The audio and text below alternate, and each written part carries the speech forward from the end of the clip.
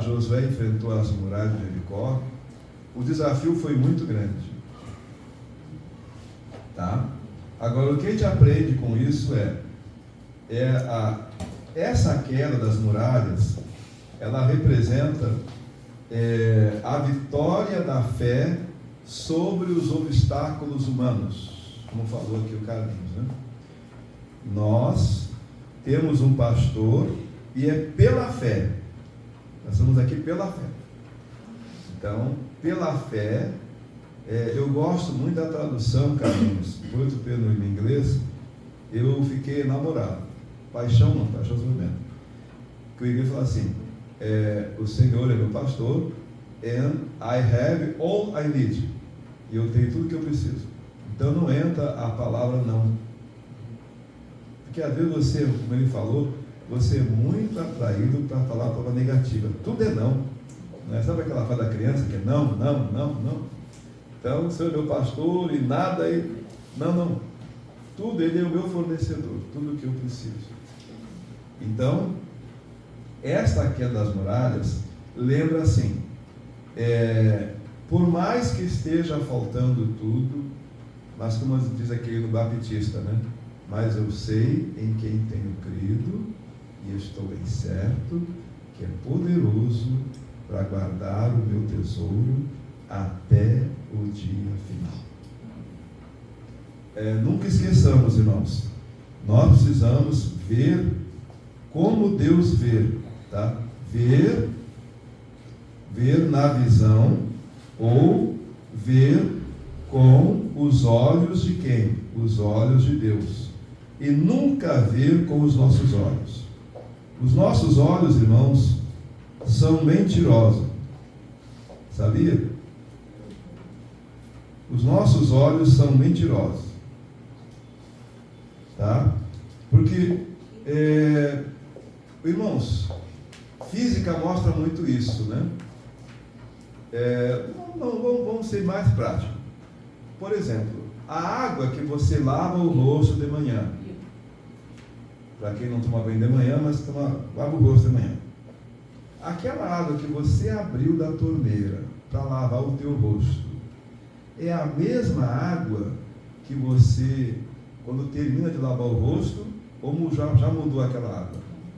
Porque ela está correndo. Mas... Então, os nossos olhos são enganosos. O que tu vê daqui a pouco não é mais aquilo ali. Já passou, gente. Já foi. Mas você fica aquela imagem, você grava aquela imagem, você congela ela, né? Então tem que congelar a imagem na visão de Deus, tem que ver como Deus vê. E a promessa deles aqui, para eles, é que ele falou, vocês vão ser vitoriosos, vocês vão vencer esse obstáculo aí. E as muralhas hoje, elas estão lá, arqueologicamente falando, né? Não sei se eu consegui guardar aqui. Eita, agora eu acho que eu estou meio... Deixa eu ver se eu abro aqui a pastinha dela. Tá.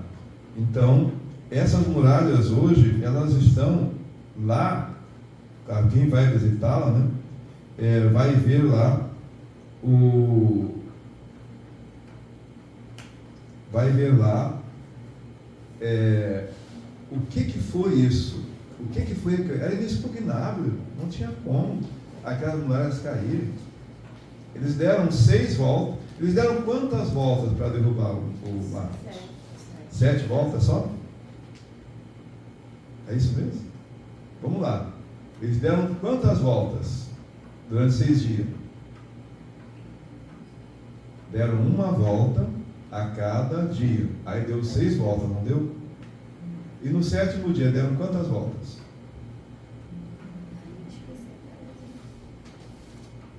Deram 7 voltas. No 7º dia deram 7 voltas. Então o total foi quanto? 13 voltas? 13 voltas. 13 voltas. No 7º dia eles tiveram que dar 7 voltas. Já tinham dado 6. Cada dia uma volta. Mas no 7º dia, e aí tem um código muito lindo, né? Porque o 7, ele não representa só a completude, representa a mão de Deus segurando a matéria. A mão de Deus controlando a matéria. Porque fala assim, que no 7º dia Deus descansou. A tradução não é muito boa. É que no 7º dia Deus se recolhe para o mundo espiritual e fica lá coordenando, dando cobertura à matéria que Ele criou, que foi eu e você e o mundo. Então não é que Deus tenha descansado. Sim, Ele descansou da matéria. Ele criou tudo, Ele se retira e fica só coordenando. Enrolei muito ou não? Enrolei. Acho que eu enrolei muito. Que o 7 é quando Deus está no comando. Está no mundo espiritual. Tá? Como falou o Carlinhos, Deus não nos abandonou. Deus está ali. Mas há momentos que você e eu precisamos amadurecer. Nós temos que levar 9 para nascer, não é isso? Mas você já existe, não existe? A mãe não fala, é o meu filhinho. Está com quantos meses? Ah, está com 1 mês. É o filhinho dela, já existe, entendeu? Está ali o filhinho dela. Então, irmão, fique grávido da bênção. Sabe? Fique grávido da bênção. A bênção já existe. Vai ter um tempo para nascer. Eu não sei quando é que vai nascer esse bebê. Mas ele já existe. Já foi formado. Pela palavra, entendeu? Então, a bênção que Deus prometeu para eles é que vocês vão vencer esses caras. Irmãos, qual é o nosso problema hoje, né? Hoje nós temos muitas muralhas para vencer hoje no nosso dia a dia. Muralhas na nossa casa, muralhas na nossa rua que nós moramos, muralhas espirituais. Nós temos muitas muralhas. Mas a fé diz que o Senhor já destruiu essas muralhas. Pela fé. E é interessante, né? Que o mais importante dessa questão aí é a fidelidade de Deus às suas promessas. Deus é fiel. Irmãos, eu fico assim vendo, o pessoal fala, Deus é fiel, né? Isso aí não quer dizer nada, quer dizer se eu sou fiel. Deus ser fiel, isso é normal dele. A questão é se eu sou fiel. Ele é fiel, acabou. Ele. Agora quer dizer se eu seja fiel. E depois nós temos o quê? E a necessidade de obedecer a sua palavra. Como falou aqui o Carlinhos, nós temos que obedecer o pastor. A palavra Deus falou, tá? E nos ensina também que Deus pode capacitar as pessoas mais improváveis. Deus capacita quem? Uma mulher. Mas como é que essa mulher é? É uma mulher formada em engenharia, né? Formada em ciências da religião, não é isso? Uma mulher assim, top, não foi? Ele pega uma mulher mais improvável, porque, irmão, quando Deus quer fazer algo em você e através de você, Ele faz, Ele não pede permissão para ninguém. Porque, irmão, você estando aqui neste lugar, você não tem ideia de qual é o propósito de Deus na sua vida e na minha vida. Eu não sei. Não sei por que eu estou aqui, mas futuramente eu vou saber. Ou talvez não saiba, mas alguém vai ser muito abençoado. E está sendo abençoado. Entendeu? E essa mulher então não recusou. Então fica com a nossa lição, essa reflexão, né? Deus, Ele vai fazer capacitar quem Ele quer. Porque a glória é para quem? Lembra de 1 Coríntios 10, 23? O que ele fala? Quer comais, quer bebais, a 31, né? Quer comais, quer bebais ou façais qualquer coisa, façais o que? Tudo para a glória. Então, meus amados, o que você estiver fazendo, faça para a glória de Deus, não é para você não, irmãos. É para Deus ser glorificado. Senão Deus, Ele vai tirar o meu e o teu tapete. Tá bom? andando mais um pouquinho sobre essas muralhas, essas ruínas que nós temos lá. Só um comentáriozinho mais assim para nós entendermos. Jericó, irmãos, Jericó é a cidade mais antiga do mundo e também o Jericó marca, irmãos, Jericó, ela marca o quê? Ela marca o final do nomadismo. Opa. Obrigado. O final, eu fico tão entusiasmado que eu não... Perdão, eu estou aqui todo. Misericórdia. Obrigado, grande mestre. Marca o final do nomadismo. Que palavrão é esse, nomadismo, né? Nômade. Então, eles resolveram se organizar. Então, essa cidade aqui, ó, ela começou a fazer proteção. Então, essa cidade, ela é incrível, porque há 10 mil anos, um fala que é 8 mil anos atrás, outro fala que é 11 mil, o pessoal fala tanta coisa, irmãos, que a gente fica assim, porque a história, a ciência, a história ela é assim mesmo, não temos como comprovar, a não ser, por que a gente fala que é 10 mil anos? Porque ainda se usa ainda o princípio do carbono, né? Para você, pela experiência do carbono, você consegue ter uma ideia da idade daquele sítio arqueológico. É pelo carbono, tá? Carbono 14. Então, se fala que foi, mas o que é mais importante aqui é que esta cidade, ela resolveu se juntar, se abrigar, e ali ela protegia os seus. Isso que é o mais importante. E isso foi lá, segundo dizem, né, no século XV ou XIV antes de Cristo, tá? 5 ou 14 antes, é uma tese que eles têm, tá? Que ele foi séculos XV ou XIV, né? Antes de Cristo. E aqui eu botei, por quê, né? Por que eu botei século XV, ou até o XIV, antes de Cristo. Então, seria há 1500 anos antes de Cristo, uma tese. Nós estamos hoje em 2025, então essa cidade, pelo que a gente fala, ela tem assim uns 3.500 e pouco, tá? Que é mais ou menos assim uma ideia dessa primeira coisa que aconteceu, dessa queda das muralhas. Mas antes disso, por que tu vai encontrar lá, né, aquele mosteiro lá? Aquele mosteiro está ali quando os cruzados chegam para defender os cristãos, lá no ano 1100 por aí. Então, quando chegam os cruzados, eles dominam aquela área ali, é uma área próspera.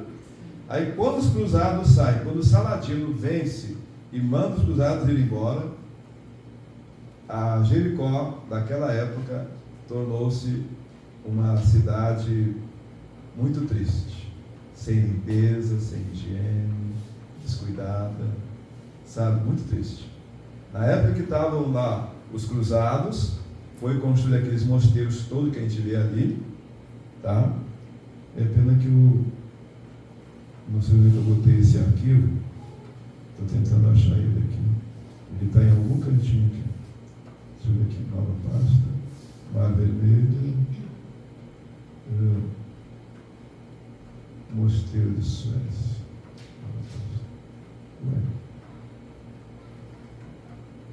Deixa eu ver se não, Canal de Suez não. Copta, não. Mar Vermelho não. Onde é que eu botei essa aula? Não sei. Tá. O que você quer achar, né? As muralhas de Jericó. Da aula passada que eu não mostrei para vocês as muralhas, né? Mostrei Jericó. Onde é que ela foi? Obrigadão. A pastinha que a gente salvou. Não estou achando uma pasta não, mas tem alguma coisa que te ajuda aí? Tá, ajuda. Já serviu, essa aqui serviu. Muito bom. Ó, essas aqui são as muralhas, ó. Tá? são resquícios das muralhas de Jericó, né? Gabriela Maior. Tá.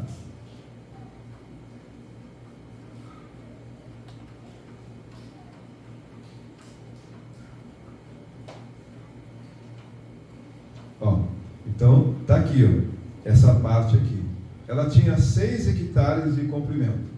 E a cidade de Jericó, mas eles deram uma volta, né? E sabe quanto era a circunferência dela? 32 quilômetros. Dá uma maratona. Dá uma volta, 32 quilômetros. E no 7º dia, deram quantas voltas? 7. Hein? 7 voltas. 7 voltas. Vezes 32 quilômetros. Eles andaram quantos quilômetros? Naquele dia. Hein? Hein? Né? Muita coisa. Mas não foi isso que derrotou. Muito obrigado. Muito obrigado. Quero, Cadu. Não foi isso que derrotou. Não foi isso que caiu. Não foi isso que caiu. O que caiu, o que causou a queda das muralhas, o que eu falei foi aqui, esse exemplo aqui, né? Olha como é que eram as muralhas. Porque eles falam que era de 8 metros a 12 metros de altura. Isso aqui, no 7º dia, na 7ª trombeta, caiu. Mas foi Deus que derrubou. Então, como falou o Carlinhos, assim, mas o Senhor é meu pastor. Ele é que vai fazer na hora certa, ele já fez. Nós temos que entender, irmãos, que tudo já foi realizado. Aí eu vou deixar você doido. Sabia? Irmãos, tudo já foi realizado. Porque ele falou, eu sou. Ele não falou que ele era, que ele será, eu sou. Então, a bênção já existe, irmãos. Nunca esqueça isso, irmãos. E começa a fazer como mulher faz. Mulher, desde criancinha, Iris, né? Ela já imagina as brincadeiras dela e tal. Ela já vê tudo aquilo realizado. O cristão tem que ser igual a mulher. Vê tudo realizado já. Já vê tudo já sente o cheiro do perfume, do imóvel, da bênção. Já se vê andando, já se vê agradecendo, já se vê curado, já se vê restaurado, entendeu? Né? Então, na verdade, essas muralhas não tinha como humanamente você derrubar. Foi a obediência de uma turma. E eu e você hoje, qual é a nossa muralha? Nosso desafio hoje qual é? Que é muitos. Eu tenho orado, irmão, Senhor, a rua que eu moro, o bairro, a cidade, o país, é o melhor país do mundo, o melhor bairro. Essas muralhas têm que cair. Não tem que ter essa palavra, aí o pessoal agora deu para tirar, né? A palavra profética. Não, é o que está escrito.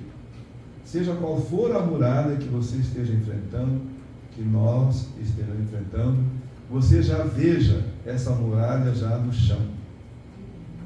Porque não é o você. E aí eu tenho que entender uma coisa, né? Mais um pouquinho, deixa eu ver. Senão eu fico muito aqui. Só esse aqui, Daniel, eu queria mostrar. Isso para você ter uma ideia, onde é que é esse sítio arqueológico lá. Olha como é que é. Era mais ou menos aqui que estava a cidade, tá? Essas ruínas aqui, ó, que eles conservam até hoje, é onde era a cidade. Tá? O que eles descobriram, deve ter mais coisa aqui por baixo ainda. É que teve muita gente lá, né? Então, deve ter mais coisa aqui. Mas aqui está uma ideia do sítio arqueológico aqui, ó. Como é que era? Tá?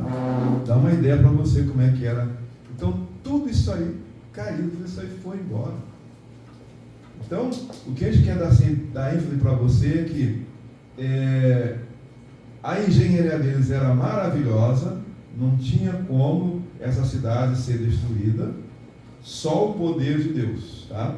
Aqui, ó, mais do que estruturas físicas, as muralhas de Jericó simbolizam a transição de comunidades nômades para sociedades sedentárias e urbanas, marcando o início de uma nova era na civilização humana. Então, por isso que ela é muito referencial essa cidade. E Jericó significa cidade das fragrâncias, das palmeiras, e também tem muitas tâmaras. Tá? Isso que é, se você comer uma tâmara por dia e um copo d'água, você pode viver vários dias numa boa. Não vai morrer de inanição nem nada, porque ela tem uma série de propriedades que constituem, ela tem cálcio, tem ferro, tem vitaminas. Um copo com água e umas tâmaras, você vai viver. Por isso que João Baptista, ele vivia bem, porque o mel silvestre era este, um deles, né? Era o mel de tâmara. Tá? E se encontra mel hoje, irmãos, hoje se encontra, na descoberta dos egípcios, se encontra até hoje, irmãos, mel embalado naquelas ânforas, perfeitinho, de 3.000 anos atrás. Perfeitinho. Tá? O mel é tudo, e o mel de tâmara não fica, só que é o mel silvestre que eles chamam. Tá? As propriedades que tem o mel. Então, para terminar, eu acho que a minha hora já está avançada, né? Deixa eu ver aqui. Quero voltar agora para a nossa volta. Vamos lá, para a nossa morada. Obrigadão, Daniel. Daniel, o nome dele D é porta, né? Porta. E N é porta da semente, I é mão, e que lidera, né? Então, que benção. Na verdade, o que eu queria só sinalizar para vocês é isso. Essas muralhas, essas ruínas estão até hoje lá, para quem quiser. E assim, a arquitetura, a engenharia dela você não viu hoje, não. Não viu. Carlinhos falou uma coisa muito interessante. Os romanos são expertos em engenharia. Agora, eles aprenderam com quem essa engenharia, né? Aí que está. Com quem? Porque eles viajavam muito, aqueles povos. Irmãos, como foi o do Coliseu, né? O concreto do Coliseu, até hoje, ele está lá, que ele se renova. Então, imagina como é que era a engenharia lá de 10 anos atrás. Nós vimos aquelas paredes grandonas, como é que elas estão firmes, maciças. Então, nós ficamos assim. O que eu queria ressaltar para vocês era isso. Era essas muralhas, como é que elas eram feitas, e Raabe ficava na parte pobre. Geralmente, irmãos, Deus quer ensinar para mim e para você o quê? Que Ele vai fazer a obra dele com pessoas que você nunca vai esperar que Deus vá agir através daquela pessoa. Aquela pessoa que você menos assim preza. Um exemplo clássico é o famoso Jacó com Lia e Leia, Lia e Raquel. A mulher que ele mais desprezou foi a mulher que deu mais filho para ele. E a queridinha dos olhos dele ainda complicou ele com o pai dela. Roubou os filhos. Porque Deus é assim. Tá bom? Shalom, shalom.